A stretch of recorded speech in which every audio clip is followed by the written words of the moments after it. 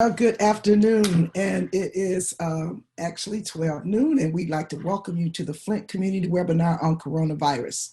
This is week 67, and this webinar is being brought to you today by the Healthy Flint Research Coordinating Center, the Flint Center for Health Equity Solutions, and the Prevention Research Center.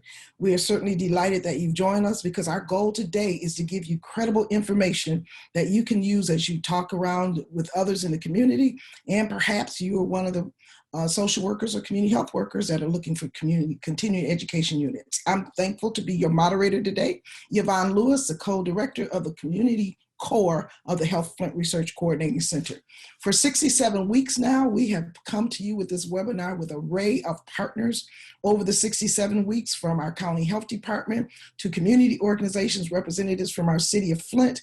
And for all of those of you that can see in the webinar, you can see the array of partners. But if you're not able to see today, we ask that you would go to our website and see the number of partners that have joined us. And if you have questions or need additional information, please feel free to put it in the Q&A or send us an email at info@healthyflint.org, and we'll be happy to answer those questions for you. Today, we have a very exciting session for you today. We're going to talk today about secondary stress and trauma and stress. This is Mental Health Awareness, Post-Traumatic Stress Disorder Month, and we wanted to make sure that we brought information to you regarding this issue. We're going to talk today about COVID long haulers and the update. We'll hear updates from the Genesee County Health Department, our governor's office, the city of Flint, and our policy brief will update for you today. So we want to welcome you and ask you to please be prepared. Put those questions in the Q&A, and we will do our best to make sure we get answers to you this day. First of all, we want to hear from the governor's office. This has been an amazing couple of weeks.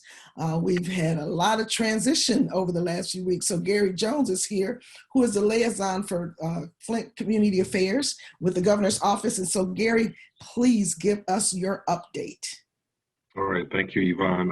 And so, yes, I have a very, very recent update that I'm starting with today. So late last night, Governor Whitmer issued a statement after the Michigan State House of Representatives passed a bipartisan budget before the July 1 deadline. This includes the governor's proposal to make the largest investment in K-12 public schools in our state's history, to close the gap between the lowest and highest funded school districts for the first time since the goal was introduced in 1994. The budget also fully funds or expands programs like the Michigan Reconnect Job Training Program that helps Michiganders compete for good paying jobs, the Great Start Readiness Program to support early childhood education, the Clean Slate Initiative to expand the state's expungement system, and wage increase for direct care workers who care for our most vulnerable. The governor and lieutenant governor also recently celebrated the reopening of the state to full capacity and highlighted the administration's economic jumpstart plan, which is focused on strengthening the economy and putting Michiganders back to work. As of today, capacity in both indoor and outdoor settings will increase to 100%, and the state will no longer require residents to wear a face mask. Case rates, percent positivity, and hospitalizations have plummeted over the past several weeks, while vaccination rates continue to increase. To date, 61%, or a little over 61% of Michiganders ages 16 and up have received their first vaccine dose. Also, earlier this week, the governor signed a bipartisan bill to invest $2.2 billion in federal COVID relief funding to support the recovery of individuals, families, and businesses struggling with the effects of the COVID-19 pandemic. The new funding helps families put food on the table through the Supplemental Nutrition Assistance Program, or SNAP as most of us know it, and also help to keep a roof over people's heads through the Emergency Rental Assistance Program. And also the governor called for the expansion of the Futures for Frontliners Scholarship Program to meet increased demand and popularity. The tuition-free scholarships would now include frontline workers who served between November 1st, 2020 to January 31st, 2021. The governor is also urging parents to file a federal income tax return if they have not yet done so, in order to be eligible for federal child tax credit payments. The American Rescue Plan increased the federal child tax credit to $3,600 per year for children under 6 years of age and $3,000 per year for children 6 to 17 years old. The tax credit will be issued as a monthly payment, and this part is important. It will not count as additional income that could affect a family's eligibility for public assistance. Also, the governor announced a grant award totaling $750,000 to 9 community colleges in order to improve student success rates amongst adult students. My community college here in Flint will receive one of those grants to implement a program to ensure that adult students who need extra academic support are able to succeed in college level courses during their first year. Also, the governor announced her support for hero pay for frontline and essential workers in Michigan. With billions in federal relief funding available, the hero pay proposal, which was actually put forth by Senator Bullock of Detroit and our very own Rep. Neely here in Flint, would provide one-time payments to essential employees for their service through the pandemic as they kept the state safe and their fellow Michiganders moving forward. The governor also announced a proposal to invest $1.4 billion in federal child care funding. The plan helps people go back to work and support their families while giving them peace of mind to know that their children are safe and cared for. And lastly, Governor Whitmer announced an approximately $3.8 billion investment awarded to the Michigan Works Network to provide re-employment services to help eligible unemployed Michiganders return to work. This investment allows Michigan Works agencies to administer support services to individuals receiving unemployment benefits so they can return to work quickly. And as always, the catch-all websites to keep up with everything, because there definitely is a lot that's going on, a lot that's happening. Michigan.gov/COVID vaccine and Michigan.gov/coronavirus. Well, Gary, thank you so much. That's a lot of great information. Glad that you can come on and give us the late breaker. You mean we got a budget passed before the budget deadline? In the House. In the It's House. the Senate's turn up to bat next. So still a little bit more work to do, but it's encouraging. Okay. Thank you, Gary. And for those of us that are listening, a lot of great information, key to the financial aspects of this to help our community. So please go to that website, get more details. And we're going to talk a little bit more about what this means with this opening in a moment with our roundtable. I'm going to ask our panelists to join us today, particularly looking at, see Dr. Hackert's here with us from the Health Department, Dr. Deborah, Dr. Woodford. Dr. Deborah and Dr. Woodford, you joined us. We started this 67 weeks ago, and I am just kind of flabbergasted here today as a resident saying, what do we do now? We started off telling people 67 weeks ago, stay at home, don't go to the hospitals, let's figure out how to be safe. We didn't know what was going on, but today, the tides have totally changed. So help give some sense about what this means for us. Dr. Hackert, you joined us a few weeks ago as the health officer. Give us some insights on what this means as far as the health department. And Dr. Deborah, you got all the data. So I just want to open the floor up and say, help us hear what's going on. Well, it's good news, right? And this is something that when we had our conversation with Dr. Corbett, she said, and I want to reiterate that for this group, that we are not trying to eradicate COVID. That's not really the game plan or the goal here.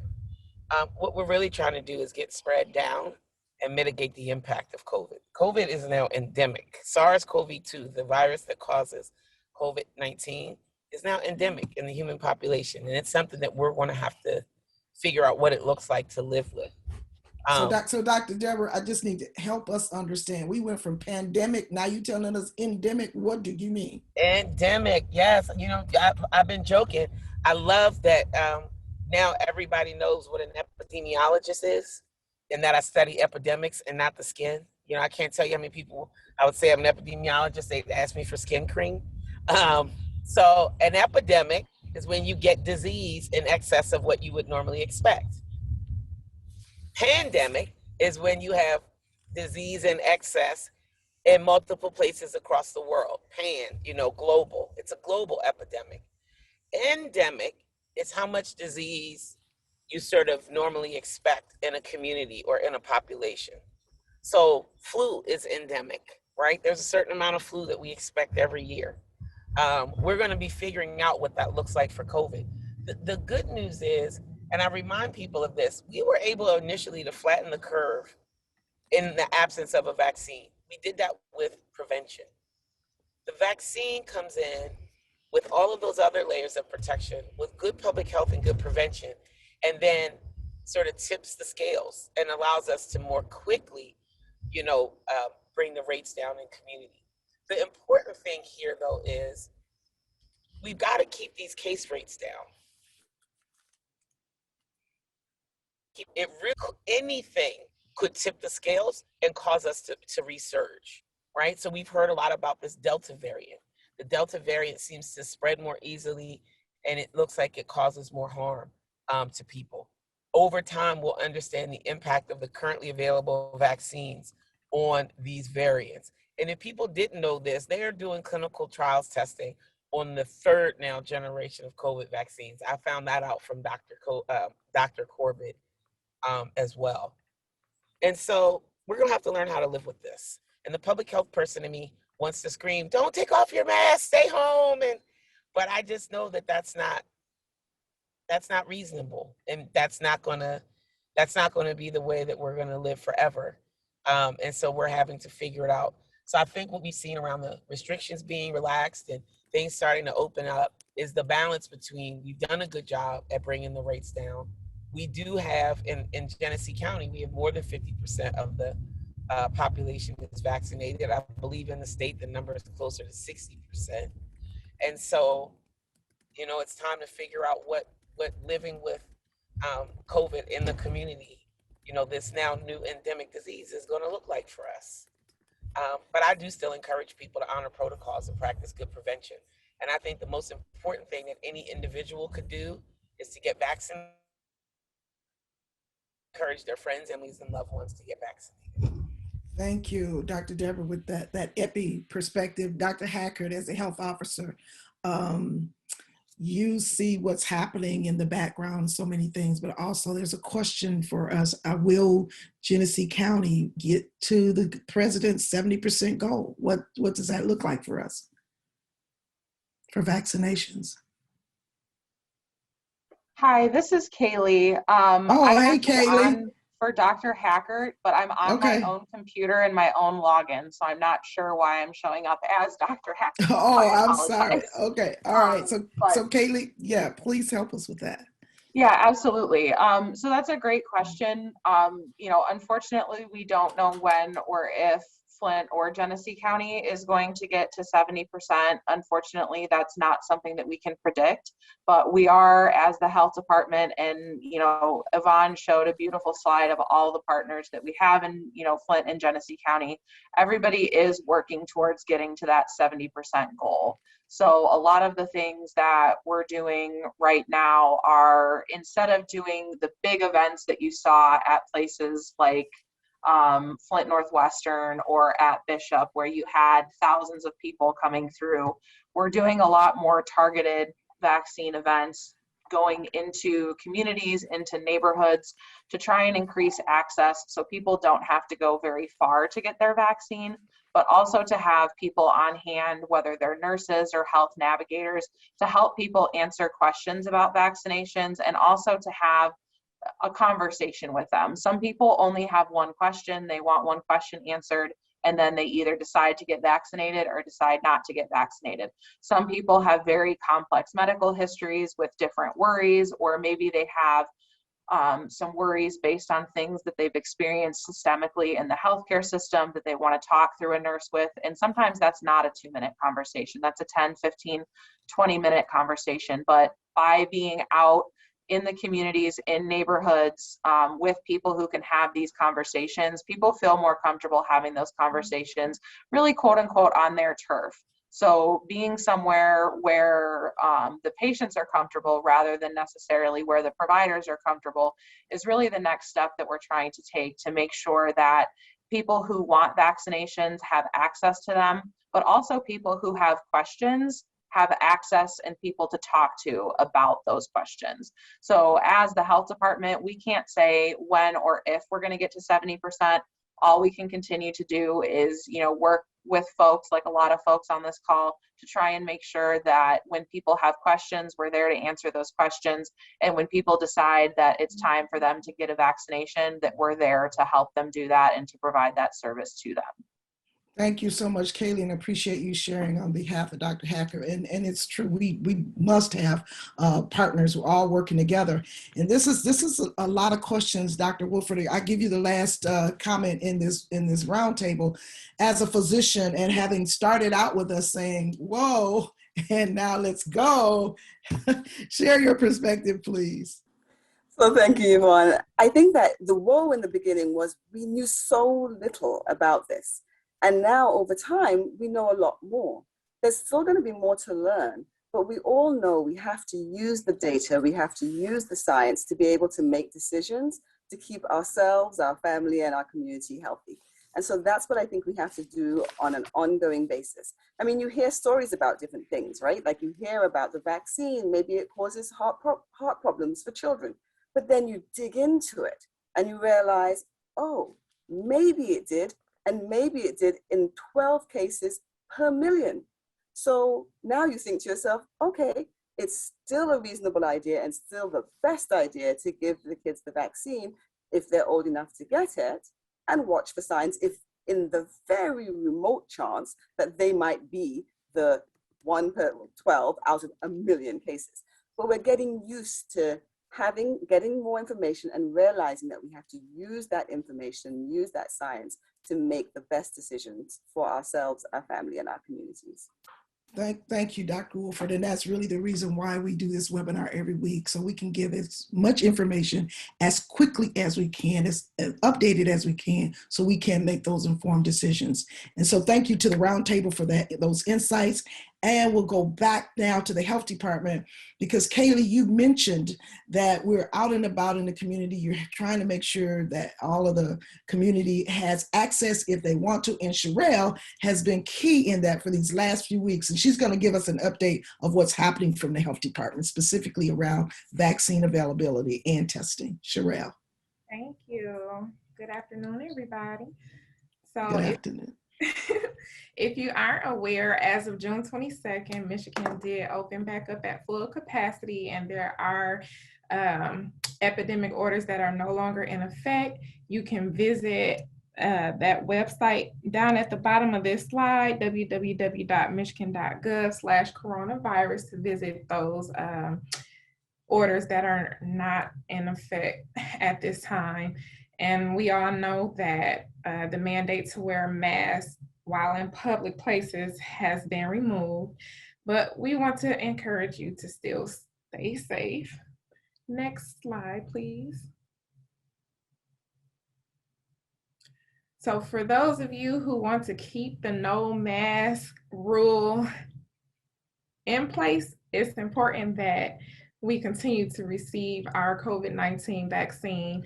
In Genesee County, over 310,000 people have been vaccinated. We have about 42% fully vaccinated residents in our county, and over 50% of 16 and older residents have received at least their first dose of vaccine. So we're doing good, and we want to continue our efforts to fight COVID with the continuation of vaccinations. Next slide, please. And with that being said, I've listed on the screen some of our upcoming clinics and times. As Kaylee said before, we do want to make our clinics more accessible. So we have a pop-up clinic that's very interesting to me myself. We'll be at McDonald's next week, but on the screen, you'll see that on Tuesday of next week, we're going to be at Davidson's Farmers Market. There you can get your first and second dose of Pfizer, as well as the single dose of J&J. We'll be there from 9 a.m. to 12 p.m. That following day, we'll be both at the Central Church of Nazarene, which is a standing clinic every Wednesday, as well as Genesee Valley Mall, which is a new pop-up clinic. Just, trying to get that access to everyone. as best as possible. So you'll see those times listed. We'll be offering Pfizer and J&J vaccines at both clinics. They're open from 9 to 12 at Church of Nazarene, and then from 12 to 4 at the Genesee Valley Mall. And we'll still be up and running on Thursday and Friday with the clinic on Thursday at My Brother's Keepers. That'll be from 12 to 3 p.m. Pfizer and J&J will be offered there. Shiloh will have its standing clinic on Thursday as well from 1 to 6:30 p.m. So we are extending our time so that more people can get out. You know, we understand that people have to work, don't get off until 5 or after. So we want to extend our clinic times and our locations to make sure that everyone is able to access a vaccine. And then wrapping up the week, we'll be at Our Lady of Guadalupe, and our clinics continue next week. As I mentioned before, we'll be at McDonald's Thursday, Friday, and Saturday, offering both Pfizer and J&J vaccines. You can come out on Thursday from 11 to 3, Friday 3 to 7, and then again on Saturday from 10 to 2 p.m. So we hope that these efforts are effective and making sure that people can access the vaccine and that we keep the spread down and keep more people coming in to become vaccinated. Next slide. It was mentioned earlier about the Delta variant, so I do want to encourage testing because, as we all know, that is a variant that's currently in Michigan. It's not in Genesee County per se at this time, but it has been listed as a variant of concern by the CDC just because it's showing that it is more infectious and has an increased resistance to the vaccine. So we encourage the community to continue seeking COVID-19 testing just to make sure that you don't have COVID or have come in contact with this new variant or any of the other variants that have evolved. So on the screen, you'll see our same testing sites as the weeks before. Visit any of those, they're free of charge. You won't be billed, you do not have to have insurance. And we ask that you continue to visit our website to see our clinics. They're listed weekly with the times and locations. These all are walk-in clinics, so you don't have to schedule an appointment anymore. We're way past that. And if you do need help with instructions or more information, you can still give us a call at the health department at 810-344-4800. Thank you, Sherelle. And do want to emphasize, thank you so much for the additional clinics that are being set up and the extended times. I know when we started this 67 months ago, we had no idea about even where to go to get tested, let alone if there was going to be a vaccine available. Now that it's available, we're just encouraging you, make that decision. For those of you that have children, consider the Pfizer vaccine is available for them when you're going to get your vaccination. So we ask you to please be mindful and consider the options that are made available in our community. Lottie Ferguson, thank you, Sherelle. Lottie Ferguson is going to come now and share with us from the health perspective of the city of Flint. A lot's going on in the city of Flint.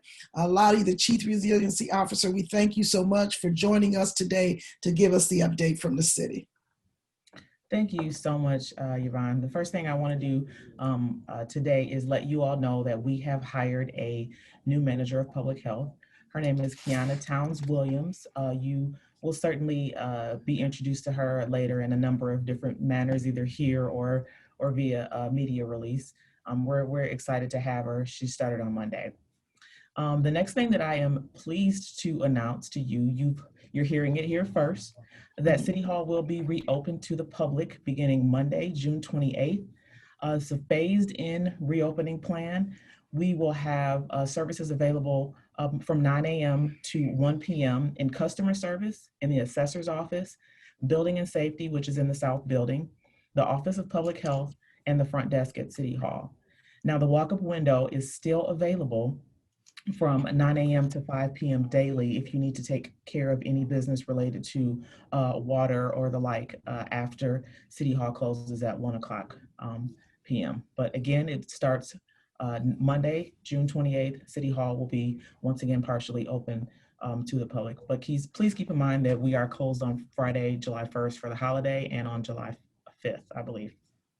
And then the last update for today is that the city of Flint has completed the requirements of the lead and copper under the Safe Water Drinking Act. We had to collect 60 samples of water from homes. We exceeded that number 2 weeks ahead of the deadline. So we want to thank the community for being responsive and for providing tests of their thanks. Somebody sent me a note to remind me that July 2nd is next Friday. City Hall's closed on Friday and Monday.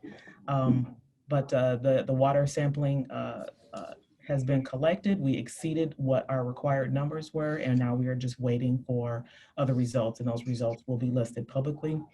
You can get an update on Flint water progress by visiting www.cityofflint.com/progress report, and it will tell you what the results of our last testing were, which would have been in December of 2020.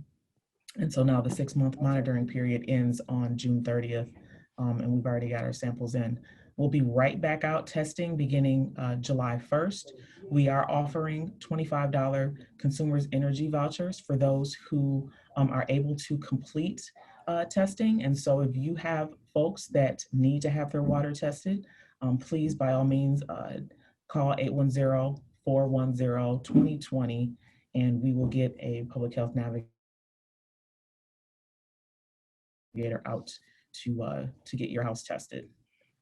Happy to answer any questions. Please feel free to drop those in the chat. Again, City Hall is opening to the public on a limited basis beginning Monday. Well, thank you, Lottie, for making us first to get that news about City Hall reopening. But I also want to ask you, just share quickly that, and I want the residents to know that you're still working on the issue of water. The water crisis and the water concerns are not out of the purview of the City Hall. And you have a technical advisory committee that meets, and you're also establishing the water board has been established. So just quickly, can you give some updates there so we know as a community that this is still really important to the city?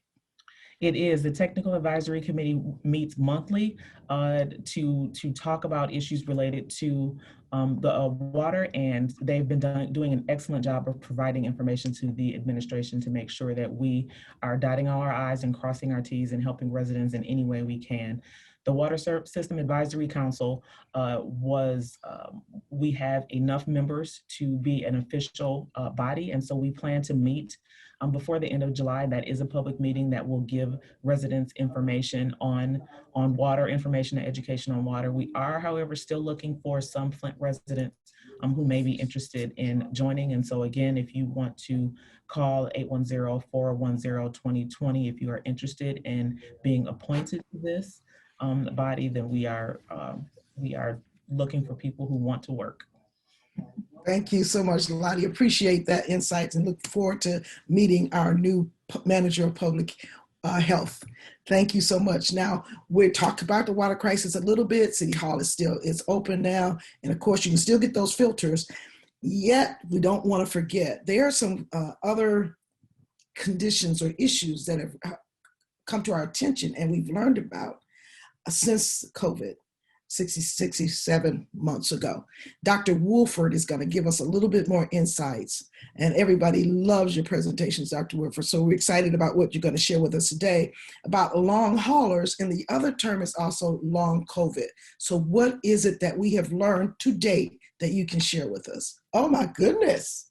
So I am wearing my undercover disguise to highlight the fact that there are many viruses that they disguise themselves. They seem to be short-term problems, but really that's an undercover disguise for a long-term problem.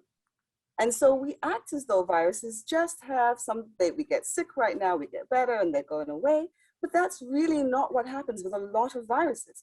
And they're one of the major classic examples of something like that is not short-term, but seems short-term, is chickenpox. So I just want to start with that, and then we're going to move on to coronavirus and see how it relates. But chickenpox, as you all know, kids get it, they get the spots, they itch, they have fever, they're very sick, and then they get better, and you say to yourself, it's all over. But it isn't. if we think about this, and when Dr. Verhulden was talking about being an epidemiologist and people asking her about the skin, I thought, oh, we're going to talk about skin today. So if you look at the skin and you think and you look, that's the hair, the skin, and those are the nerves in the skin. What chickenpox does after the acute phase, it stays, it goes undercover in the nerves, particularly the nerves around your spine. And then as one ages, 50, 60 years later, when your immune system goes down, when maybe you're under a lot of stress, and we're talking about stress today, so it actually doesn't have to be 50 or 60 years later, but if you're under enough stress, if you've gotten older, if you have a weaker immune system, it finds its opportunity to re-emerge. And then you get those blisters on the skin that we're all familiar with. That is shingles. And if anybody's ever had shingles, they know it's a very painful, painful rash. And in fact, that pain can go on for years and months after. And so we can see from this example that many times viruses that seem to be short-term go on to have very long-term effects. Now, of course, with chickenpox and with shingles, there are vaccines to treat both. So we give kids the chickenpox vaccine. If your children haven't had it, you should really consider getting it for them. And then adults can get the shingles vaccine so that you can avoid those problems. But as I say, that is not the only virus that does that. And so coronavirus, we now know, has this long-term impact as well. And so we're seeing that people are getting the long-term brain fog where they can't think as clearly as they were thinking before. They're having problems with breathing and having problems with exertion, being able to be as active as they were in the past, and being very fatigued, very tired. And we don't exactly know why. We don't think it works exactly like chickenpox, but we think that in the same way that chickenpox causes scars, and I thought I'd show you my little scar there from chickenpox that somehow they airbrush out of many pictures. And then my husband has his little scar there too. We thought we were a match made in heaven, matching chickenpox scars. But as chickenpox causes scars on the outside, coronavirus and other viruses can cause scars on the inside. So they may scar the nervous system, they scar inside the blood vessels, or they scar inside the lungs. And it's either from the virus itself or from our immune response to the virus, or both, which is more likely that it is both. And that causes those long-term symptoms. And so what can we do to prevent that? I know you know the answer. We can do what we know. Wash our hands, wear our mask where it's appropriate, and go ahead and get that vaccine so that we can stay healthy. Well, Dr. Woodford, oh my goodness, the undercover medical cop doctor. Thank you so much for that. And Dr. Woodford, as you were talking about that, it made me think about the fact that there's so many other viruses out here that we don't know about the impacts of. But here we have an opportunity, and what I did learn in one of the sessions that I participated in, because we did mask up, because we did wash our hands more frequently as a result of the protocols for coronavirus, there were some other viruses that typically emerge in great numbers that were reduced. And so we can't, like they say, we can't take our foot off the pedal now. We still need to be very, very mindful of what's going on. So thank you so much for those insights, Dr. Woodford. And then you did touch on Dr. Deborah's favorite point. You gave us a little bit of insights on some data and why that data is important, the research is important. Dr. Deborah, there was a question that came up about, some of the data that we're seeing, and it's not always clear to us. And I know you're very helpful in helping us get clarity on what the data says. So can you just kind of take us a little bit further with those insights today? Yeah, sure. So, things are going in the right direction. We had a whole movement to save summer. And it looks like we've done our part. And for all my other fellow cancers, my birthday is on Monday. And I'm super excited and happy that people did their part. We are doing really great. Cases have gone down again, 9th week of consecutive decline. And it really, if you go back to when we were in that surge, those community positivity rates, testing positivity, was well over 20% 9 weeks ago. And now it's down to 1.3%. So what does that mean? Cases continue to go down. The percentage of people who test positive remains low. And this is a great thing. And a big contributing factor, and Sherelle gave us a snapshot on this, is that we are moving the needle in vaccination. We need to continue to move it, however, because it's creeping along. So we've got 42% of the total population 16 and over in Genesee County have been fully vaccinated, and 51% have received their first dose. If you look at the actual trends over time, and it's really cool. I wish, in order to show the information, we have to put it on scale. But if people didn't remember last week, if you look at the chart for Flint on the right, that went from 0 to 10, and it was like halfway, because we only had 5 cases last week. So I just want to note that the scale has changed, because we're trying to make sure people can see what's happening visually. But this is like significant. Fewer than 5 cases last week in Flint. So we're doing really great. Things are moving in the right direction. Again, my recommendation to people: get vaccinated. Encourage the people where you live, where you work, where you play, where you worship, to also get vaccinated. As we re-engage more, it's going to be super important. That's it for the data. I'm going to hand it over to Mary Catherine Crawford to talk about what does this mean policy-wise. Thank you, Dr. Deborah. Great, Mary? thanks, Zach. Thanks, Yvonne. So if anyone has any questions about the brief that went out earlier, you can shoot me an email at crhwf457@msu.edu. So I'm really excited to kick right off into what is going on policy-wise. We do have House Bill 4434, which is an amendment to the Michigan Employment Security Act, and that would actually require any form of correspondence from the state's unemployment insurance agency to use a 4th grade reading level. So this will really require then communications to be super clear, very concise, and avoid contradictory statements, which is so important when and to ensure that our audiences can actually understand understand the material the first time they read it or hear it, and it also empowers them to be able to find what they need and understand what they can find and communicate effectively to get the resources that they need from the unemployment insurance agency. So that's a really exciting bill on the table. And then next up, I just want to talk about, Gary introduced this introduce this next topic, but I want to talk about how policymakers really need to urge parents to sign up for the non-filer portal to receive the child tax credit payments.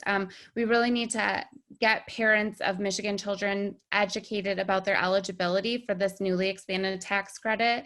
And this tool is going to help more people gain access to this important funding. These types of credits are actually directly related to adverse childhood experiences. So we know that we can expect that there are going to be impacts on health disparities. And the last thing I'm going to give to you is just an update about 2 of the voter suppression bills that have advanced through the House and Senate. Bills 304 and 303 actually now require election workers to match signatures in polling places, making it harder, especially for Black individuals, the elderly, and people living with disabilities, to exercise their right to vote. So we want to be conscious and knowing what's going on and what bills are making it through. So I'll keep you posted as we learn more. Thank you so much, Mary Catherine. And it's really important that we are aware of what's going on so we too can use our voice to help make decisions. So thank you so much for that. You mentioned something that I thought was really important about making sure that our parents understand what's happening with the children and some of the things that you talked about, adverse trauma, adverse events that happen with children. And that's a good segue to our next topic about stress and trauma. They don't happen just one time, they happen multiple times. We here have talked about the water crisis, and before the water crisis, the downturn of General Motors that impacted our community, on top of water crisis, and now COVID. But there are other things that happen over our lives that sometimes impact how we deal today. Our history makes a difference. So we're going to ask Lisa Bruder from the Genesee Health Systems to come and share with us about this secondary stress and trauma. Yes, thank you so much for having me. Like Yvonne mentioned, my name is Lisa Bruder, and I'm the manager of education at Genesee Health System. This is I said this last time, that trauma was one of my favorite topics, but so is secondary traumatic stress, often referred to as STS. And as everyone on this call this morning is some sort of helper. You're here because you're interested in your community, you're here because you work or you just care and you want to be part of it, and that's wonderful. But we also have to worry about our own mental health and the impacts that that exposure to stress can have on our own wellness. So we're going to talk about that today. So just to kick it off, secondary traumatic stress is the emotional duress that results when an individual hears about the firsthand trauma experience of another, and its symptoms really do mimic PTSD. And so I just want you to take a minute and reflect on your own task, your own life, whether it be professional or personal, and think about historically some of the stories you've heard from people that you're supporting and how those stories maybe lingered on your mind. Sometimes we maybe see a patient at the end of a Friday and didn't know that it was going to be a heavy experience. And then through the weekend, our brain is still thinking about that patient as we go on our way. And so we all have this exposure to challenging stories. By trade, by profession, I'm a clinical therapist. And so I always said I often meet young children on the worst day of their life. And they're going to share with me a story about their worst day of their life. And we have to know that if someone is sharing a story with you about the worst day of their life, that you are going to feel that. We all feel it differently, but you're going to feel that. So some related terms. So we can kind of use some of these interchangeably. We have compassion fatigue, which just kind of reduces the stigma that can come along with secondary traumatic stress. Vicarious trauma is when your brain has literal cognitive changes that occur after long-term accumulated exposure. We have burnout, which is emotional exhaustion, depersonalization, and reduced feelings of accomplishment and general occupational stress. And compassion satisfaction is positive feelings derived from competent performed as a trauma professional. So what we really want to avoid is burnout, and we want to boost our resiliency factors with healthy daily activities, drinking water, taking care of your physical health, connecting with helping professionals, and discussing positive things. I know a lot of times myself, if I'm seeking a peer to debrief with, it's because something scary or tragic happened. But really changing that, reframing that for yourself, and maybe calling up a colleague and just sharing something positive that happened with a patient or with someone that you were helping in the community. So who's at risk?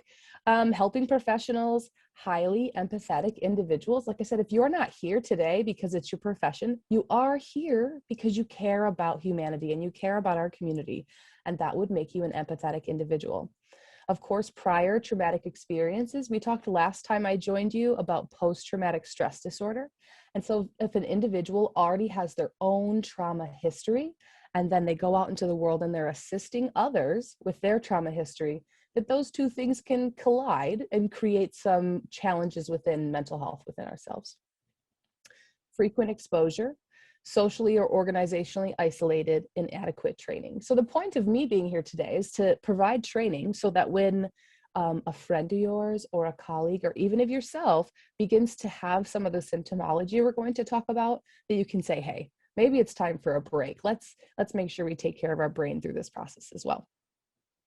So protective factors, knowing about secondary traumatic stress.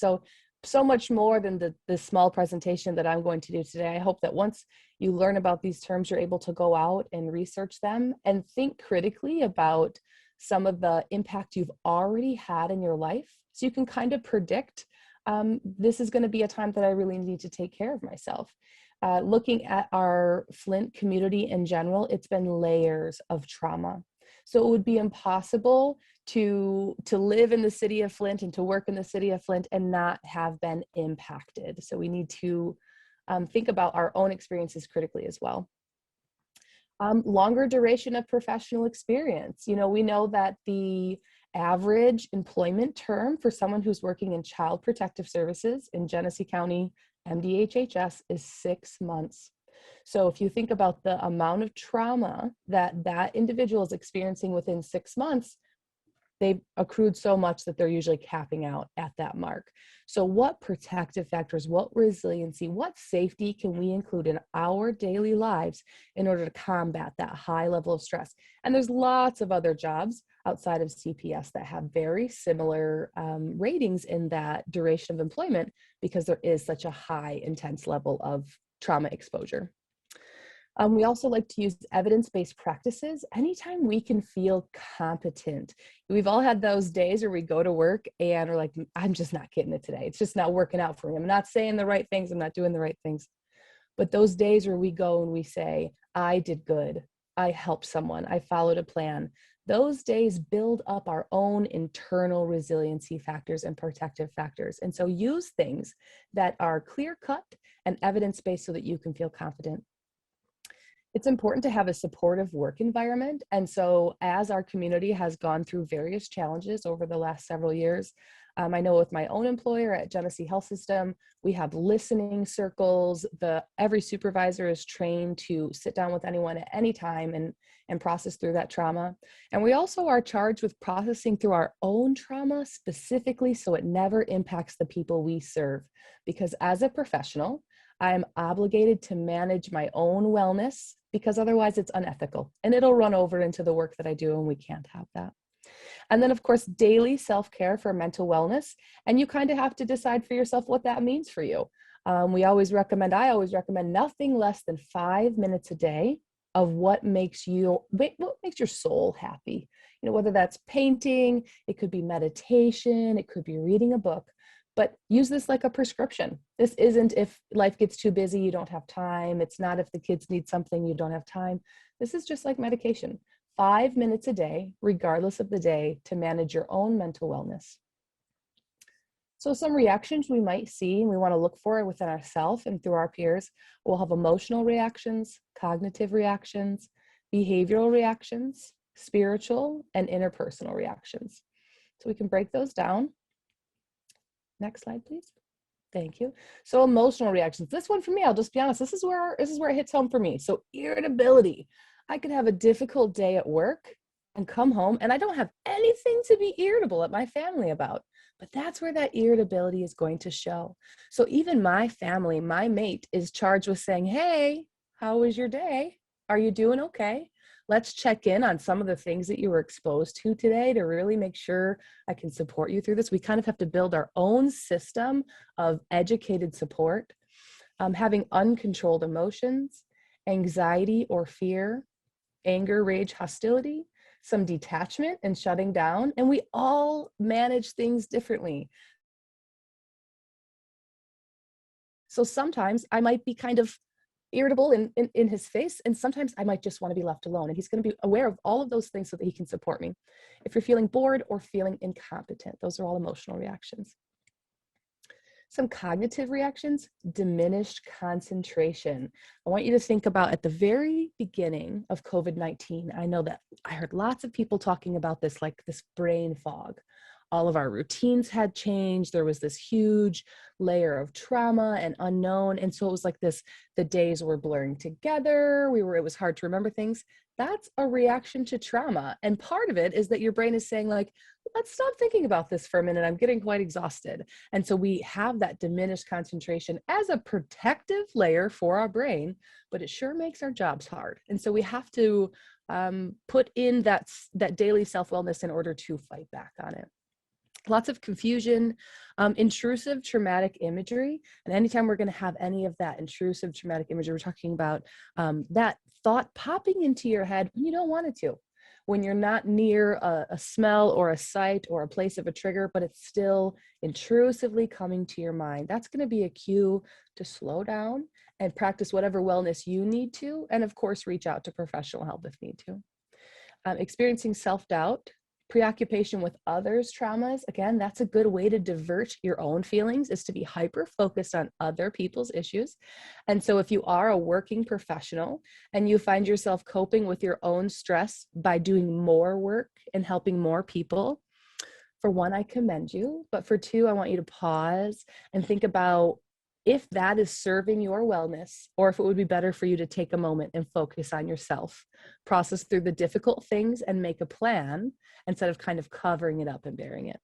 And then, of course, perfectionist thinking. Through COVID-19, things have been so unpredictable that we all seek control in places that we're able to.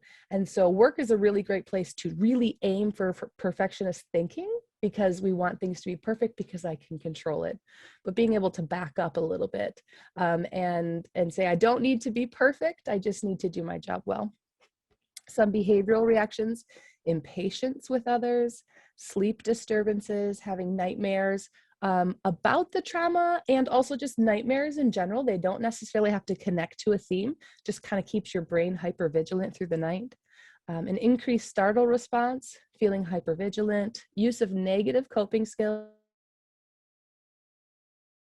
and losing things. Again, that's that diminished concentration and memory loss. Spiritual reactions: feeling a loss of purpose, a sense of meaninglessness, being angry at God, or questioning your prior spiritual beliefs, or having pervasive hopelessness.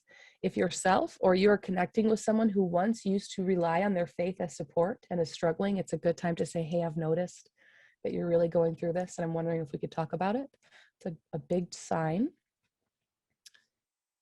Next slide, please. And then we have interpersonal reactions, so withdrawing or isolating. This is a really huge one. And we know that COVID made this so much more complicated because we were naturally isolated physically for our own safety. So again, like I mentioned last time I was here, we want to connect with people virtually like we are today, over Zoom, on the phone, whatever it takes, continually connecting with other humans so that we can recognize that what we're going through is not abnormal and it's stressful for everyone. We can see decreased interest in sex or intimacy, mistrust in others, an impact on parenting, of course. Think about all the other symptoms, that irritability, diminished memory, that all of that aids in the struggle with parenting. Having projection of anger or blame, and being really intolerant of others' behaviors. You know, when you're just feeling capped out, you've met your limit there. So how do we cope? These are the ones that we want to improve on, right? So we intellectualize, that's overworking, overthinking it to death sometimes. We deny that we're struggling, even to ourselves. If you're having internal talk, like, no, I think I'm doing good, slow down and think about all those factors we just talked about. We minimize the trauma in our own lives or the trauma of others in order to cope with it. We over-identify trauma everywhere. If you're a working professional and you work with young children who are exposed to abuse often, it's hard not to wonder and see that in lots of places. And if you find yourself wondering it and seeing it in places more than usual, again, time to stop and think about your experiences and what you need to do to help your brain out in that situation. We get anxious and we use drugs and alcohol. And when, again, I can think about lots of professionals that I've known throughout my career that have burnt out and landed themselves in a substance use position because they weren't managing that wellness during their career. So it is unethical not to attend to your self-care as a practitioner, because self-care prevents harming those we serve. So when we think about all the factors that play into how we treat our patients, our implicit biases, our ability to pay attention, our ability to be present and serve people, all of those things come back down to our own mental wellness and ability to manage ourselves in order to be fully present for our patients and consumers. And so again, it's unethical not to attend to your self-care as a practitioner because it prevents harming those that we serve. So prevention and self-tips. So we want to have balance of work and life outside work. Only you can manage that. You have to have both. If you're working all day and all night, there certainly isn't any time to take care of your brain. Get adequate sleep, nutrition, and exercise, and water. We are just like very divine houseplants, and we need to have lots of water in our bodies. Utilize your support systems. If you feel yourself pushing back and isolating, that's a great time to just take a bold leap, connect to your support systems, be honest, and give them tasks they can do in order to support you. Remember the joys and achievements of work and life. Again, if you work in a job where you're constantly seeing someone struggle, stop for a moment and think of 5 wonderful things that you've witnessed over the last month. Think of 5 things you've done in your career to make a big improvement in someone's life. Because even though we all work in a community that has a lot of trauma, our community is beautiful and resilient and strong. And even on my darkest days, I can think of the positive things that I've seen happen in this community, and I'm proud to be here. That feeling of pride is going to help you stay well.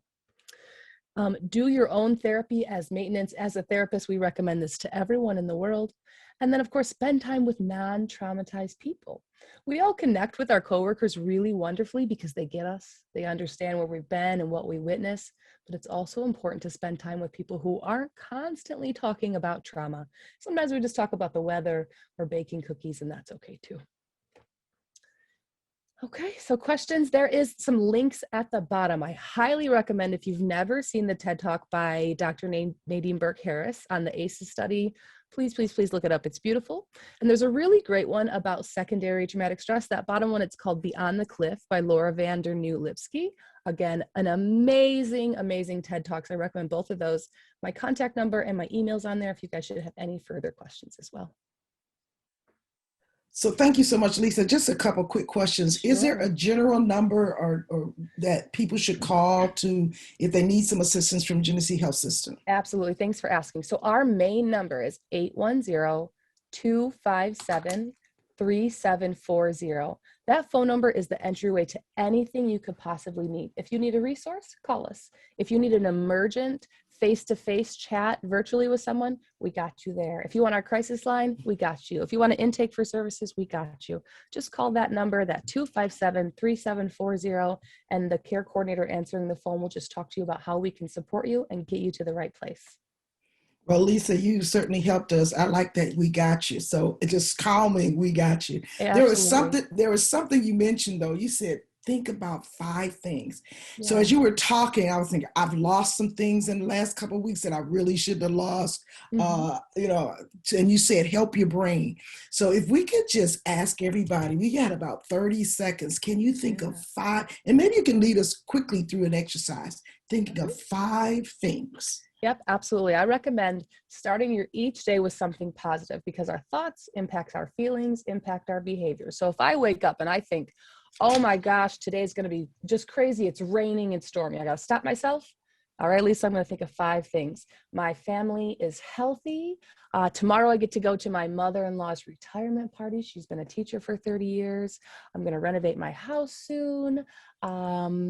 Let's see, I get to see my family on Sunday, and today is Friday and it's a payday. So there, I've started my morning in under 1 minute with 5 positive affirmations about my life that help my brain literally frame. So when I wake up, I'm training my brain, instead of to go to that negative, eventually it knows straight to go to the positive, and it will support me through the day.